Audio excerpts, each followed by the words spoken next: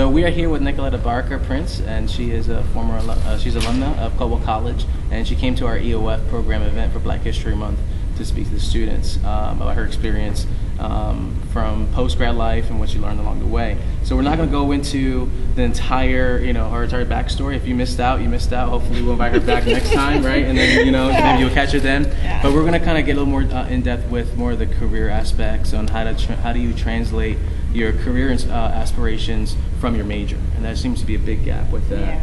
So what was like one of the biggest surprises for you, Nicoletta,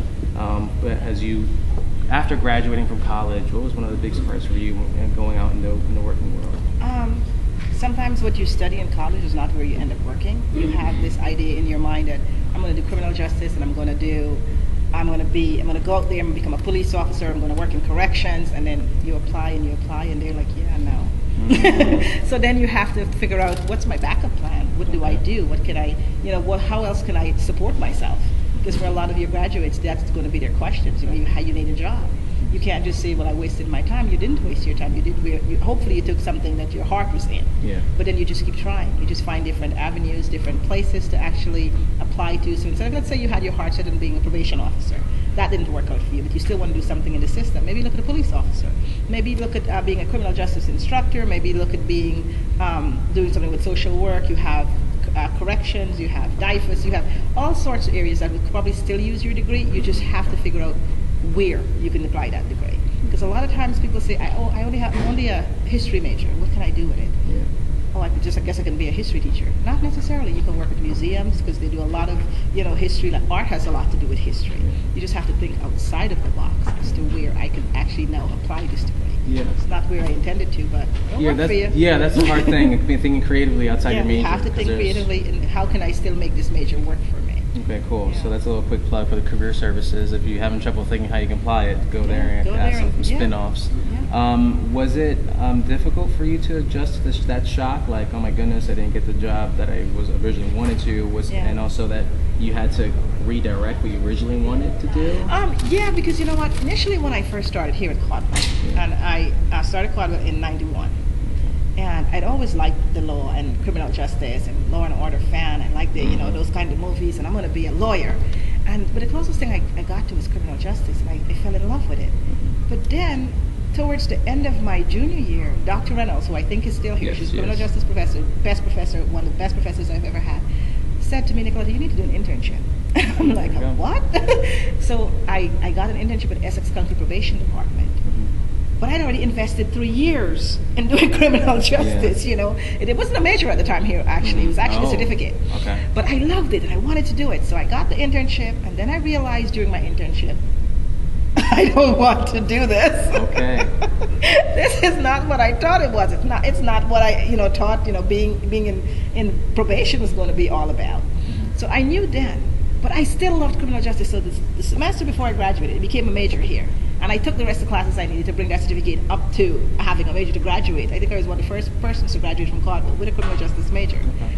But going out, it was kind of like, all right, I've already invested the time. Now I have to figure out what else am I going to do? I ended up becoming a pre-K teacher. Wow. Not that they needed criminal justice. Yeah. But it was there are some bad kids though. No, I'm just kidding. That is true. Sometimes there's some bad kids. But but I was just kind of like, oh my God, it was a shock. It was like, all right, I have the degree. And at the time, I didn't know about thinking creatively outside of the box. What else can I do with this degree? I taught probation. I wanted to be a corrections officer, a probation officer. I didn't really want to be a police officer, but that was kind of like the only 3 things I could think about doing with the degree. Today I worked at the CIA in their Directorate of Support, and I've left there, and now I'm a criminal justice professor at New Jersey City University. The same degree that I started years ago has actually come back around. It's kind of like I can still use it. I can be a professor. Yeah. So it's actually pretty cool. But there is that little, shock. Yeah, that initial shock. Like, oh my God, I went to school and I did all of this, and now I don't know what to do with it. I don't know how to apply it. All right. When you were out searching for these jobs and whatnot, I mean, you said amazing things about your GPA, being involved, and even dressing well for these things and being presentable is important. When it came to the interview process, I mean, interviewing with the CIA, I'm sure it was nerve-wracking. You can only prepare so much. Yes.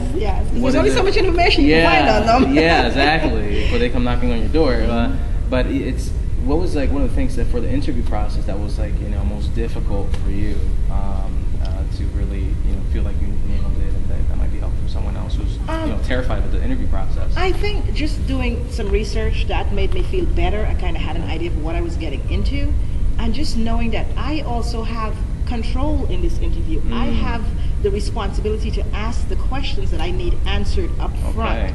It wasn't going to be a total shock. Like my mom was always like, "Don't be going there and disappearing," because that's the image you have when you join the CIA. We never see you again. You're like a mystery person, like just mythical person. And I think what impressed my interviewer was the fact that I came prepared with questions. And one of my questions was, the CIA sounds very interesting, but what if after I join, I decide that this is not for me, this is not where I want to be? How easy would it be for me to leave? I don't think he really gets that question a lot. It kind of made him think, oh, okay, so she's a little bit more, she wants to know what the processes are. So he said to me, well, hopefully if you want to leave and the job you're in is not working out because it's such a big organization and we have so many different career tracks, you can find something else within the organization because they spend a lot of money getting you in there. They spend thousands of dollars on your background investigation. So they really want to keep you. But you have to really show them that I'm interested in being here. And then I said, well, what would be my responsibility? How will I get promoted within the organization? What is the highest that someone in joining what's the highest level they can go to? What are you going to be expecting from them on a yearly basis in terms of looking for promotions or merit awards? What is it that makes an employee stand out in your organization? So you just have to take the initiative and say, you know what, I am not just coming here to say, oh, please hire me.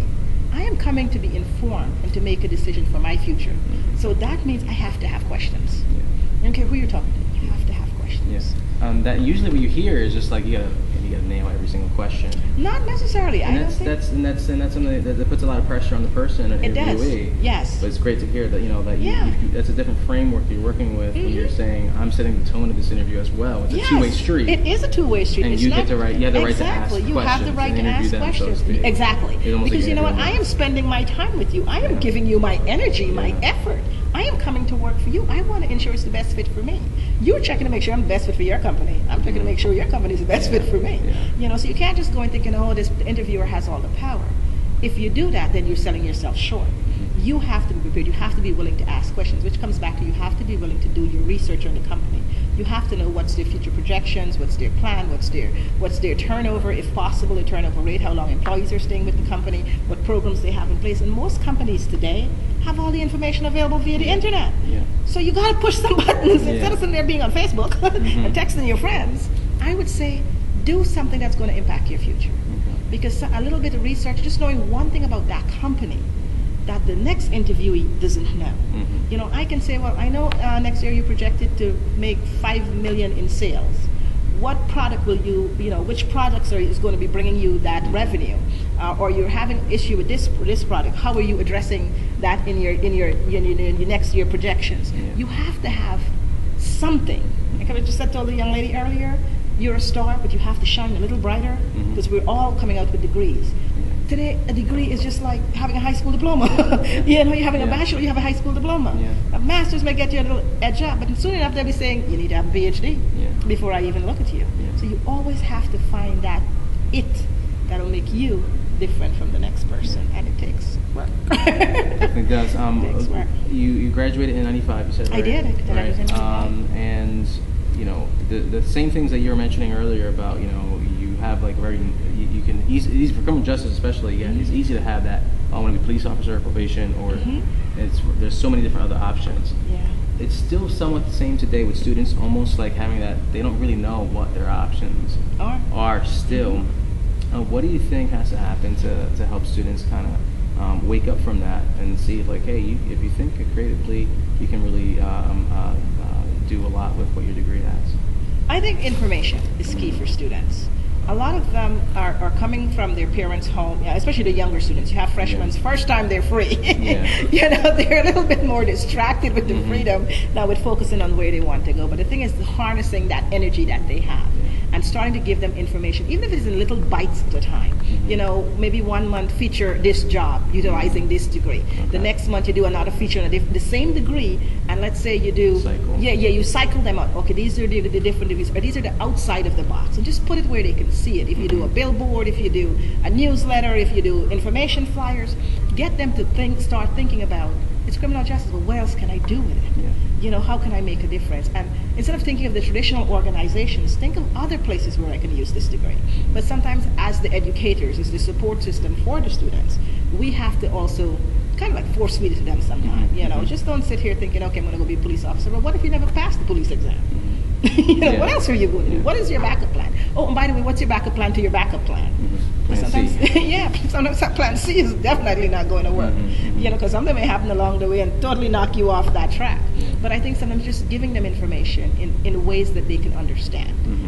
As the support system, you could get them to pay attention if you give it to them in a way that shows them that, listen, this benefits you.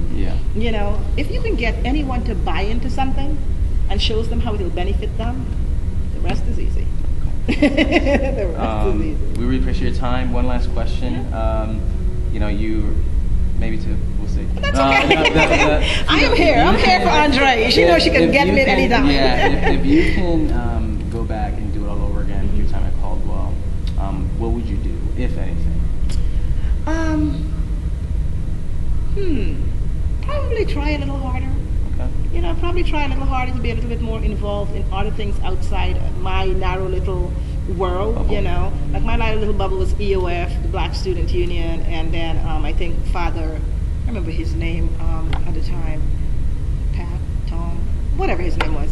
He had this Project Kids thing, and it was like a little volunteer opportunity, but I didn't really do anything else. Like I wasn't part of the newspaper. I didn't do sports. I didn't do, and my network when I started out wasn't broad. It was more narrow and up than across. But what I've learned is that you need a foundation, and your foundation has to be broad before you start building up. I was fortunate that somewhere along the way, I didn't get too high up before I started building out. You know, so I balanced better. My tower was balanced better.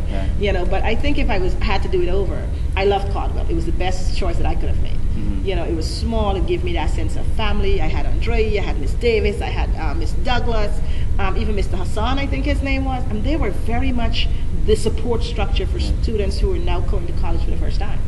You know, so for me, it would be being more involved in different things, trying to broaden my view, get a little bit more, you know, different perspectives, make a little bit more friends. That's a great point, because it's easy to go in your bubble in college. It is just easy to stay within the friends that you make initially, especially when you come in for the EOF summer program.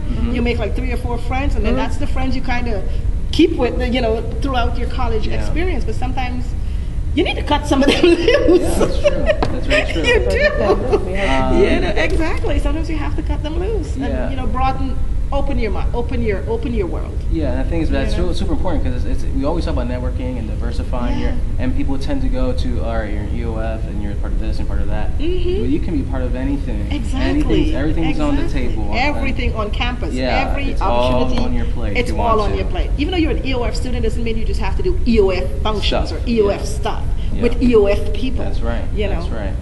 Spread out. Yeah, I really appreciate you mentioning that point. Sure. Fortunately, we have EOF students that are holding position on campus. Oh, good. Like being vice president, being president of different clubs. Exactly. Student government. Especially in residence life.